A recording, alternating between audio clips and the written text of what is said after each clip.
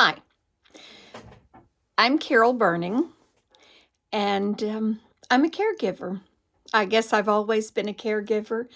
Um, for the since 2016 until April of 2023, my mother lived with me and my husband. Before that, I had traveled many times, miles, hours, days, and weeks to West Tennessee where I cared for my parents. They lived on the farm where my mother grew up, which had been in her family for 3 generations. And so I didn't want to take them away from the farm, but at some point it became necessary. And so in 2016, that was the watershed moment. That was the turning point. We brought Daddy to Murfreesboro, where I live, to be at the veterans home. He agreed to do that, and Mother moved in with me. Daddy lived for a week, and we went back home for the funeral, and I was worried that Mother was going to say, "You go on back to Murfreesboro, I'm going to stay here at home." But she didn't. She came back with me. And I was really worried that she would be extremely unhappy and sad that I had pulled her away from her family home.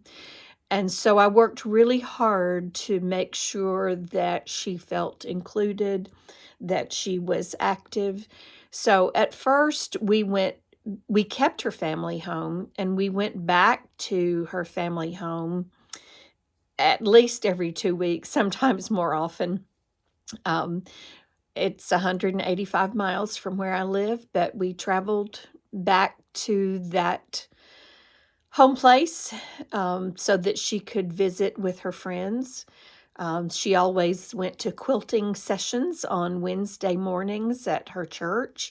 And so we would go for that. I would take her when we went. We'd go to Sunday to church. I would take her back when we'd go to for her Sunday school Christmas party. I just wanted to keep her connected to her home there and involved. So I wanted to keep her involved when she was with me, and I wanted to keep her involved in the things that she loved to do. She loved to quilt, and I love to quilt, so we started quilting, and we probably made 20 something quilts in the 7 years that she lived with me. She was 91 when she came to live with me. Her dementia had begun years before, but it hadn't progressed to a really difficult situation at that time. It was just forgetful, but she still knew who I was at that time. She was 91. She loved to quilt, as I said, so we did a lot of quilting. She loved genealogy research, and so she loved tramping through cemeteries, so we went to cemeteries and we did genealogy research. She loved to cook, and so we cooked a lot together. And at some point, I can't remember exactly when it was, I decided that I needed a record of all of the things that we were doing, and so we started taking videos. My husband operated the camera, and Mother and I made yeast risen donuts and potato salad and apple carrot salad and yeast rolls and dumplings, all the things that she loved that she had made with her mother. And so we made those, and Carl videoed them, and they're all on Facebook and out in the world. I have friends all over the world who grew to love her through those videos. She loved to garden, and so I would take her to my garden whenever I went to the garden. Um, I also love to paint.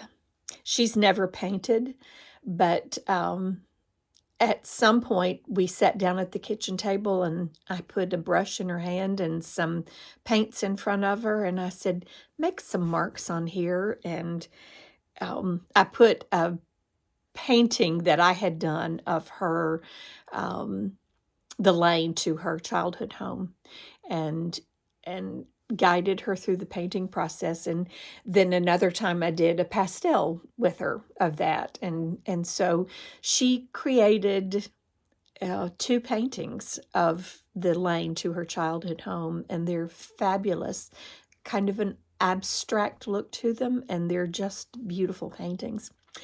But in my love of painting, I had three paintings that were accepted in a show in Hillsburg, California. And so I decided I'd like to fly to Hillsburg for the opening of that show. And I enlisted the help of my sister-in-law, paid for her airplane ticket, paid for Mother's airplane ticket, and it was Mother's first plane ride. We flew to California and rented a car and did a little bit of sightseeing in the Napa Valley area of California. That was when Mother was fairly mobile, and we did take a rollator walker with us, but she was fairly mobile at that time. In 2018, she was recognized by the DAR, the Chief Pio Mingo chapter of the DAR. They are out of Memphis, Germantown area. They recognized her as a part of the Women in Arts in the Arts program. Um, that was an exciting moment in her life.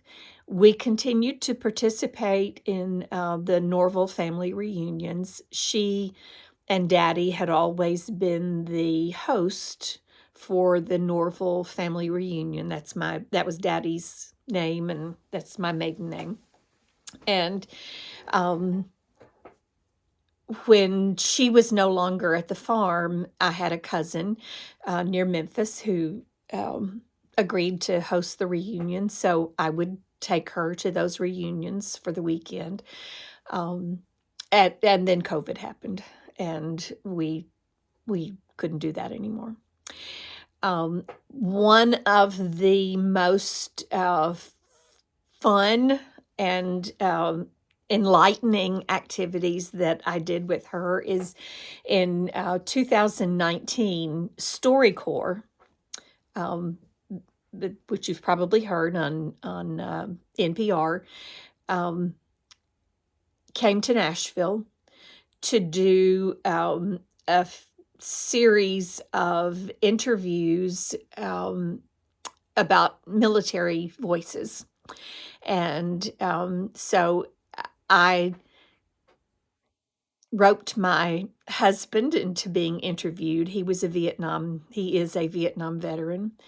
And I also interviewed Mother for those episodes, and we went to Nashville and were interviewed by StoryCorps, and well, I interviewed them on StoryCorps.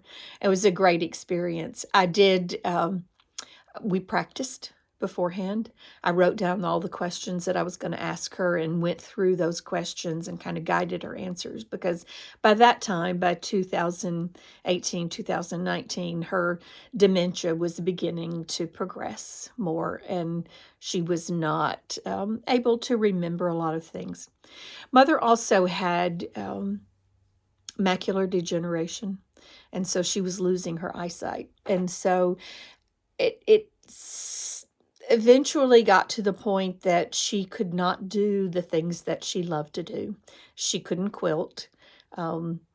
She, for a variety of reasons, part of it was the macular degeneration, that she couldn't, because she couldn't see.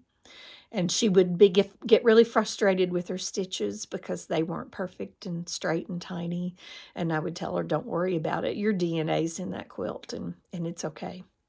And I have all those quilts we made, and I'm not taking one darn stitch out of them. It's perfect as far as I'm concerned.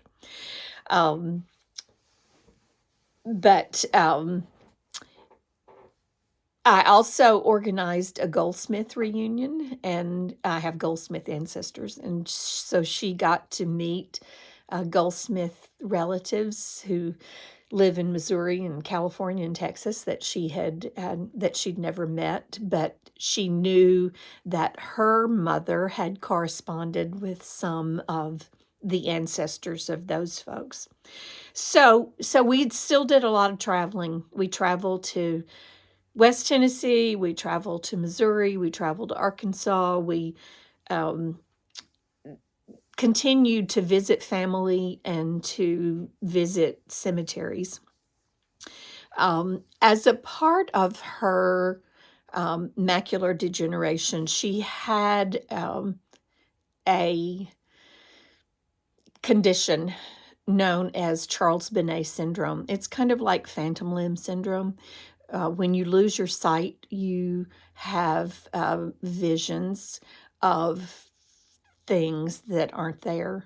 And one day she told me, you're going to think I'm crazy, but I see children on the road.